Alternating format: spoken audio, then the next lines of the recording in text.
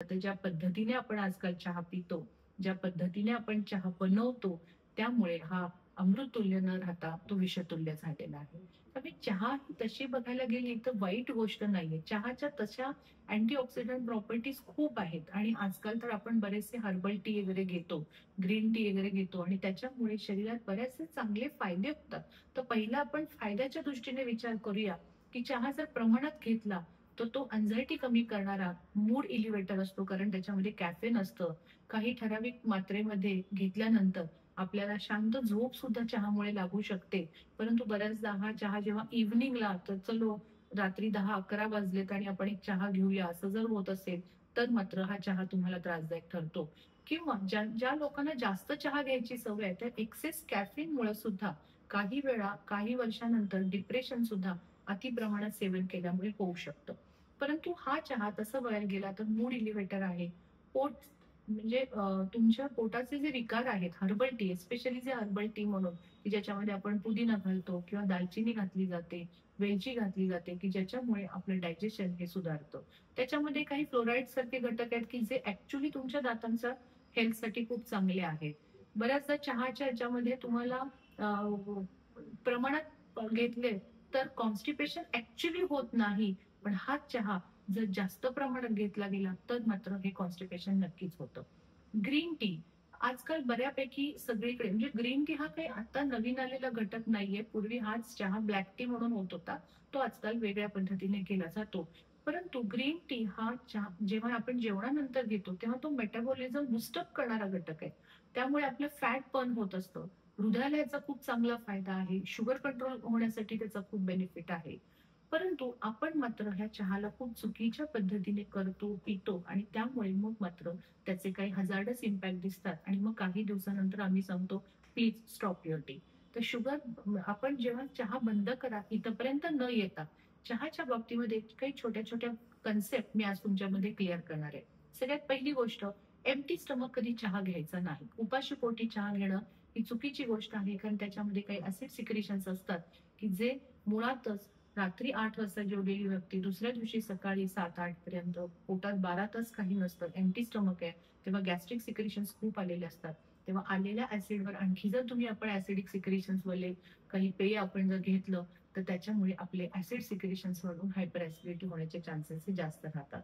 त्यामुळे शक्यतो ब्रेकफास्ट नंतर चहा घेणं ही चांगली पद्धत आहे. चहा हा शक्यतो सकाळ आणि संध्याकाळ अगदी अर्धा-अर्धा कप या 2च दरम्यान घेतला पाहिजे. दुसरी महत्वाची गोष्ट आहे, की ती म्हणजे चहा आपण किती वेळा घेतो याच्याही पेक्षा कशा पद्धतीनं तो बनवतो हे खूप महत्वाचं आहे, की आपल्याकडची इंडियन कन्सेप्ट कशी आहे, की चहा आपण दूध आणि पाणी एकत्र करतो किंवा काही लोकं तर म्हणतात, "नाही मला पाण्याचा चहा आवडतच नाही. मी फक्त दुधाचा चहा घेतो आणि दुधातच चहापत्ती आणि साखर भरपूर टाकतो आणि साखरेचा आपल्याकडे जो चमचा असतो, तो आयदर एक मोठा असा स्पून घेतला जातो पोह्याचा चमचा, की गोड असल्याशिवाय त्या चहाची मजा काय आहे? कारण चहा ही स्वीट डिश नाहीये. तो आपल्याला एनर्जी बूस्टअप करण्यासाठी, मेटाबॉलिझम सुधारण्यासाठी आपण घेतो आणि मग असा साखर, दूध, चहापत्ती एकत्र करून भरपूर प्रमाणात ढवळून बराच वेळ तो उकळला जातो आणि असा चहा आपण अमृततुल्य चहा म्हणून घेतो. तर तसं न राहता तो ॲक्चुअली भरपूर कॅलरीज वाढवल्या जातात.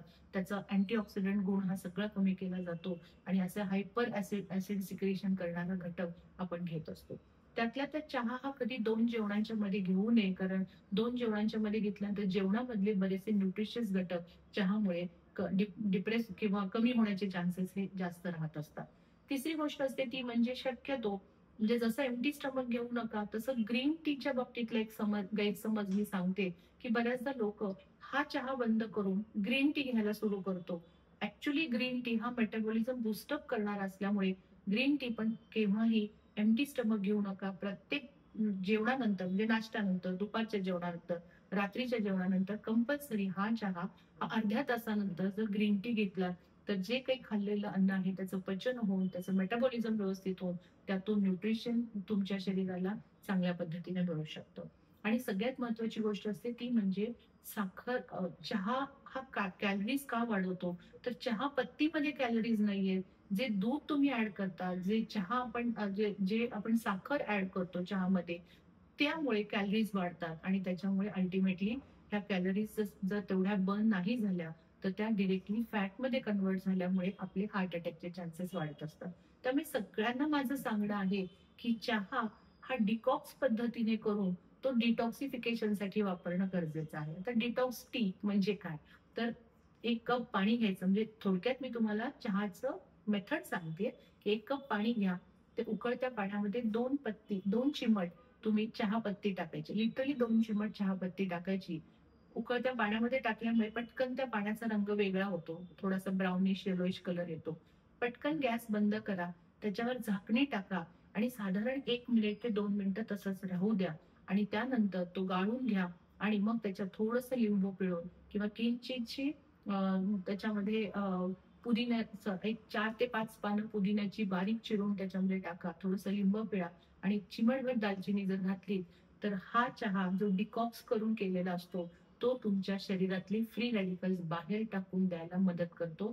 हा एन्हान्स म्हणजे त्याची चव इतकी छान असते, की त्यामुळे आपल्याला कॅफेनचं एक ठराविक प्रमाणामध्ये झाल्यामुळे अल्टिमेटली तुम्हाला मूड इलिव्हेटर राहतं, फ्रेश वाटायला लागतं, डोकं दुखत नाही. सुरुवातीला जे गोड चहा पिणाऱ्या लोकांच्यासाठी हा थोडासा त्रासदायक असतो, की नाही डॉक्टर मला त्रास होतोय. कारण हे एक प्रकारचं ॲडिक्शन आहे आणि कोणतंही ॲडिक्शन जर तुम्ही सडन बंद केलं, तर तुम्हाला थोडेसे विथड्रॉल सिम्प्टम्स हे दिसतातच. त्यामुळे ट्रेमर्स येणं, अस्वस्थ वाटणं, डोकं दुखणं, चिडचिडेपणा हे एक्झॅक्टली चहा बंद केल्यानंतर होऊ शकतं. पण हे ट्रान्झिएंट इम्पॅक्ट थोडे दिवस राहतो आणि पुन्हा तुम्ही नॉर्मलाइज्ड होऊ शकता. आणि सगळ्यात महत्त्वाचा घटक असतो तो म्हणजे डॉक्टर मग तुम्ही साखर नको म्हणताय, मग साखरेच्या ऐवजी मी गूळ वापरू का? माझं सगळ्यांना हात जोडून विनंती आहे, की साखर काय किंवा गूळ काय, दोन्हीही उसापासून बनलेले असतात आणि त्याच्यामध्ये कॅलरीज ह्या तितक्याच आहेत. पूर्वी साखरेसाठी बनण्यासाठी जास्त केमिकल्स वापरले जायचे, गुळासाठी तसं वापरले जात नव्हते. पण आजकाल तसं काहीही राहिलेलं नाहीये. बऱ्याचदा बरेचसे केमिकल्स हे हे ह्या दोन्हीच्या निर्मितीमध्ये वापरतात आणि आणि दोन्ही कॅलरीज वाढवणारे आहेत. दोन्हीमध्ये ॲब्सोल्यूट ग्लुकोज असल्यामुळे शक्यतो ह्या दोन्हीचाही वापर चहामध्ये न होता डिकॉक्स केलेला चहा हा तुमच्यासाठी सर्वस्वी चांगला आहे. परंतु अशा पद्धतीने मग मी दिवसाचे 8-10 कप चहा पिऊ का? असं जर तुम्ही म्हणत असाल, तर हा सुद्धा तुमचा गैरसमज आहे. कारण मगाशी जसं मी बोलले, एक्सेस कॅफेन हे तुमच्या शरीराला घातक ठरणार आहे. त्यामुळे जास्त चहा जर घेतला, तर डिप्रेशन येणं किंवा हाडं ठिसूळ होणं, किडनी स्टोन होणं, बऱ्याचदा डिहायड्रेट होत असते बॉडी किंवा त्याच्यामध्ये काही ऑक्झलेट्स वगैरे सारखे घटक आहेत. चहाचा जे झाड आहे ते बरेचसे तुमच्या मेटल्स ॲब्सॉर्ब करण्यासाठी सुद्धा मदत करत असतं. त्यामुळे शक्यतो अ, अ, अशा पद्धतीने जर तो चहा सारखा-सारखा पिणं सुद्धा तुमच्या शरीराला चांगलं नाहीये आणि सगळ्यात महत्त्वाची घटक जर एक्सेस चहा पिण्याची जर सवय असेल, तर बॉडी डिहायड्रेट होते. त्याचा परिणाम तुमच्या रक्तवाहिन्यांवर होतो, स्किनवर होतो आणि म्हणून शक्यतो एक्सेस चहा घेण्याची सवय ही चुकीची आहे आणि सगळ्यात महत्त्वाचा घटक आहे.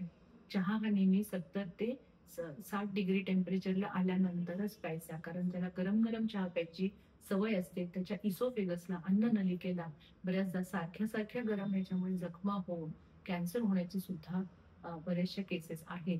त्यामुळे मित्रांनो, चहाबद्दलचे छोटे-छोटे गैरसमज लक्षात घेऊन आता इथून पुढे आपण डिटॉक्स चहा कंपल्सरी पिणं सुरू करूया. Thank you.